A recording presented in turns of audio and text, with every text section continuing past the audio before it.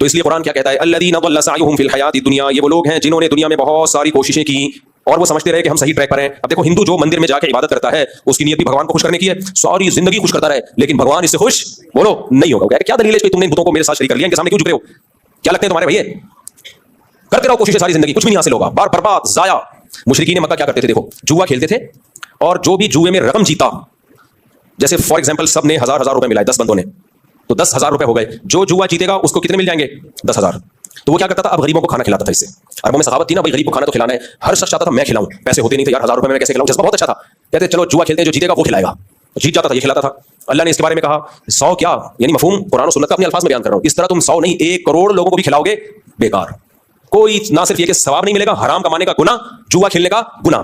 انما الخمر والمیسر والانصاب والازلام رجس پلید. اللہ کی نظر میں پلید کہلاؤ گے، جواری کہلاؤ گے.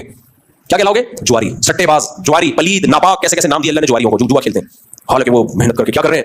غریبوں کو کھلا رہے ہیں. محنت بھی ہو رہی ہے، نیت بھی ان کی اچھی ہے، لیکن بھائی بات یہ کہ آپ نے پہلے پوچھا تو ہے نہیں کہ خدا اس عمل سے خوش ہوتا بھی ہے کہ نہیں ہوتا. تو میں یہ عرض کر رہا تھا کامیابی کے لیے 2 چیزوں کا ہونا بہت ضروری، چاہے دنیا کی کامیابی ہو چاہے آخرت کی کامیابی. نمبر 1 محنت، نمبر 2 پلاننگ. محنت ہو پلاننگ نہ ہو بیڑا غرق، پلاننگ ہو محنت نہ ہو بیڑا بولو غرق. اب پلاننگ میں کیا چیز آتی ہے؟ محنت تو خود ہی کرنی پڑے گی. پلاننگ میں آتی ہے سب سے پہلے جب بھی آپ کسی کام کی، مثال کے طور پر آپ نے ایک ہدف بنایا میں نے پیسہ کمانا ہے.